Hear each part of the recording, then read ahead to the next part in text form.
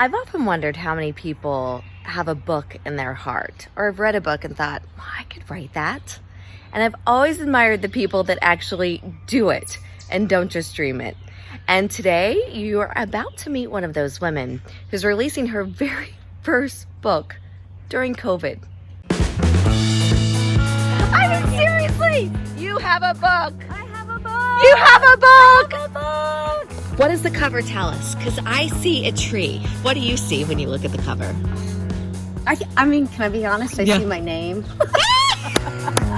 To be showing it to you is a life dream. I really started writing this book 4 years ago, and it's here. It's real. I said to friends at the time, I said, I'm going to try writing a book because I want my girls to know what it's like to follow a dream, whether it works or not. It's good to try, and it's good to fail, and I got rejected a ton.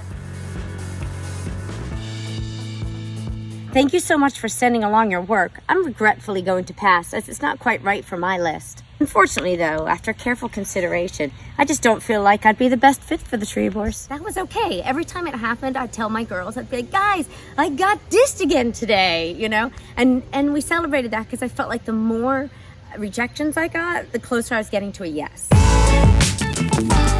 So yeah, There's your baby. there's my baby. 4 years to birth you.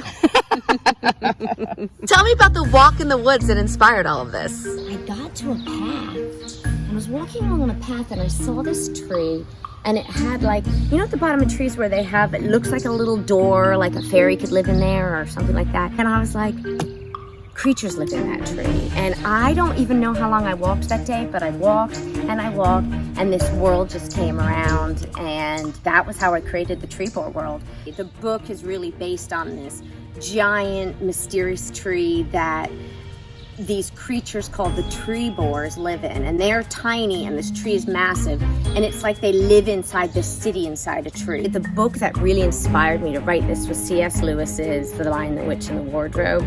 I love the epic nature of that story, and that it's written for middle grade kids, just like my book is.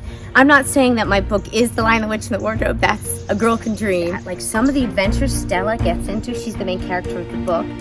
I'm like, I don't even know where that came from, you know? No, this here is actually the final version that I edited. It's interesting that 4 years ago you started this, and here we are in the middle of a pandemic and COVID, and how does that impact the way you feel about releasing during this time?